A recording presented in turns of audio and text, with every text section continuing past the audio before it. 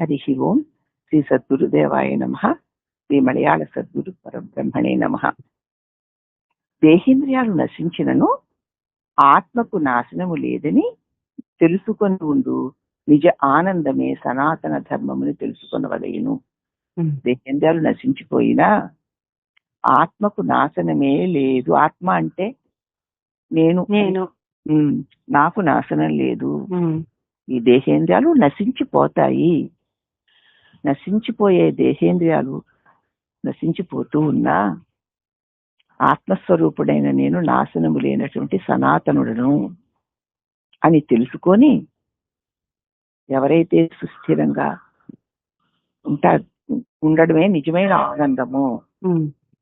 నశింపు కలిగే దానిలో నశింపు లేని తన్ను తాను నశింపు లేనివాడని తెలుసుకొని నశించేవని నశించిపోతుండగా ఏ చింతలు, ఏ భయాలు, ఏ బాధలు లేకుండా నీ నిజస్వరూపంలో నిలిచి ఉండటే నిజమైన ఆనందము. ఇదే సనాతన ధర్మముని తెలుసుకొనవలెను. దేహినోస్మిన్ యదా దేహే కౌమారం యవ్వనంజర తదా దేహాంతర ప్రాప్తి ధీర స్పష్ట నమూహ్యతి అని వాసుదేవుడు చెప్పాడు కదమ్మా 2వ అధ్యాయంలో. సాంఖ్యయోగంలో ఎంత ప్రబోధ చేశాడు ఆయన. ఈ దేహంలో కౌమారం యవ్వనం జర, కౌమారావస్థ వెళ్ళిపోయింది కదా, బాల్యావస్థ వెళ్ళిపోయింది, యవ్వనం వెళ్ళిపోయింది, అలాగే జర వృద్ధాప్యం వచ్చింది, ఇది వెళ్ళిపోతుంది. అలాగే దేహం పుట్టింది, ఇది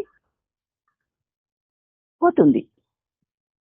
మరి బాల్యం పోయినా పోని నువ్వు, యవ్వనం పోయినా పోని నువ్వు, వృద్ధాప్యం పోయినా పోని నువ్వు, దేహం పోతే ఎలా పోతావు? పోవు అనడానికి నిదర్శనం అవి పోతున్నా ఈ దేహంలో అనేక మార్పులు కలుగుతూ అవి పోతూ ఉన్నా పోకుండా నేను వాటిని ఎరుగుతూ ఉన్నాను కదా. ఇప్పుడు దేహం పోయినప్పుడు కూడా ఉండువాడను నేను. కాబట్టి ఈ దేహం యందు ఉండి జరుగు ఏ క్రియలకి కూడా నేను ఏమాత్రము అంటని వాడను. మంచి పైన చెప్పిన మానాలు గాని, సుఖ దుఃఖాలు గాని, దోషణ భూషణాలు గాని అవన్నీ దేనికి? దేహానికి. దేహం నేను అనుకున్న వాడికి దుఃఖం గాని, దేహమందున్న నేను ఈ దేహమును కాను, దేహము నశించినది నేను నశించని సనాతనమైన పరమాత్మను అని తెలుసుకుని ఉండుటయే సనాతన ధర్మం అని తెలుసుకును. చూడు స్వరూపాన్ని ఎంత అనుభవానికి అందేలాగున ఎంత స్పష్టంగా తెలియచేశారు సద్గురుదేవులు. సద్గురువుని ఆశ్రయించిన వారికి శ్రద్ధా భక్తులతో వారికి అంకితమై మన జీవితాల్ని గడుపుకునే వారికి అవలీలగా మోక్షాన్ని అందించగలిగే సామర్థ్యం సద్గురువులకే ఉంటుంది. వారి సన్నిధిలో చేరిన వారికి ఎన్నడూ దుఃఖమే లేని స్వరూప స్వస్థితి అవలీలగా అందుతుంది. కాబట్టి సద్గురును ఆశ్రయిద్దాం, సద్బోధనని అనుసరిద్దాం, ఈ జన్మయందే తరిద్దాం. హరి ఓం నమః. ఓం శ్రీ సద్గురు పరబ్రహ్మణే నమః. సనాతన ధర్మము అనే దానిలో శ్రీ మలయాళ స్వాముల వారి ఆశయానికి అనుగుణంగా చెప్తున్న బోధలో గుణకర్మలను ఆధారము చేసుకునియే వర్ణాశ్రమ ధర్మాలు ఉచ్చ నీచ అవస్థలు ఏర్పడ్డాయని తలంచి సుగుణ సంపత్తి గల వారందరికీ దైవ ప్రాప్తికి అర్హత ఉన్నదని తలంచి వారికి ఉపయుక్తములకు విధముగా దైవ ప్రాప్తి మార్గమును ఉపదేశించుటే సనాతన ధర్మమును తెలుసుకొనవలెను. ఇటువంటి దివ్య గురు సన్నిధిలో ప్రబోధను పొంది నశించే దాని యందు నశించిన సద్వస్తువుని నేను నశింపులేని సనాతనుడను, నేను పరబ్రహ్మమును, నేను పరమాత్మనని తెలుసుకున్నవారు చేయవలసిన ఆచరణ ఏమిటి అంటే, గుణకర్మల్ని ఆధారం చేసుకొని వర్ణాశ్రమ ధర్మాలు ఉచ్చనీచాలు ఏర్పడ్డాయి. ఆయా గుణాలను బట్టి ఆయా కర్మలను బట్టి వాళ్ళకి ఆ కులాలు ఆ వ్యవహారాలు ఏర్పడ్డాయి అని తెలుసుకోవాలి. అప్పుడు ఏమవుతుంది, ఏ కులంలో పుట్టినా అతడు చేసేటువంటి అతని గుణాలను బట్టి అతడి చేతలు ఉంటాయి. ఆ చేతలను బట్టి అతడు ఏ కులానికి చెందినవాడు మనం గుర్తించాలి.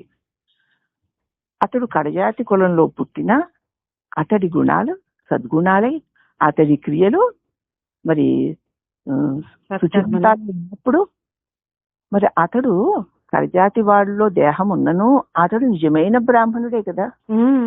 అలాగున ఎక్కడ బ్రాహ్మణత్వం ఏ దేహమునందు అంటే బ్రహ్మత్వము నిరిగినటువంటి సుగుణ సంపత్తి కలిగినటువంటి వారి వ్యవహారము ఏ కులములో దేహము జన్మించినను అతని గుణాలను బట్టి అతని వ్యవహారాలను బట్టి అతడిని అందుచేత ఈ కులాలు ఏర్పడ్డాయే తప్ప అని తెలుసుకుని కులాలను పట్టుకు వేళ్లాడకుండా వాటి యందు ఉన్నటువంటి ఆ గుణ సంపత్తిని వ్యవహారాన్ని చూసి అవతల వ్యక్తిలోని సత్యత్వాన్ని మనం గుర్తించాలి.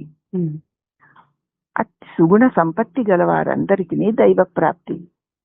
ఎవరికైతే సుగుణ సంపత్తి ఉందో వారందరూ దైవ ప్రాప్తిని పొందడానికి అర్హత కలిగిన వారే. ఏ కులంలో పుట్టినా సరే, ఏ మతంలో పుట్టినా సరే, సుగుణ సంపత్తి ఉందే వారందరూ కూడా దైవ ప్రాప్తికి అర్హత కలిగిన వారే. పూర్వకాలంలో అధమ కులాల వారికి గురుకులాల్లో చేరడం, వేదాలు శాస్త్రాలు వినడం, సాధనలు చేయడం అనేటువంటివి నిషేధం. అలాగే గుళ్ళల్లోకి ఆలయాల్లోకి కూడా నిషేధించేవారు ప్రజాతి వారిని. కానీ సత్యాన్ని తెలుసుకున్నటువంటి జ్ఞానులు దాన్ని ఒప్పుకోలేదు. ఏ కులంలో పుట్టినా సరే వాళ్ళ దగ్గర గుణ సంపత్తి ఉంటే వారు దైవాన్ని పొందడానికి అర్హులే.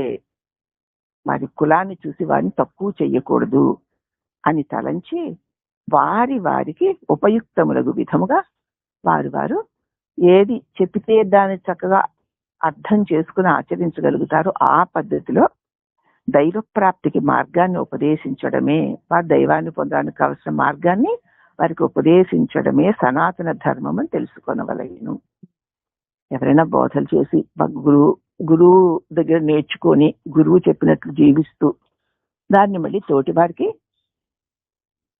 తనకి మననం కోసం ఇతరుడికి శ్రవణం కోసం సత్సంగం చేసుకుంటూ ఉండేవారు కూడా కులాలను చూసి ఏ మాత్రము భేద బుద్ధి పెట్టుకోకండి.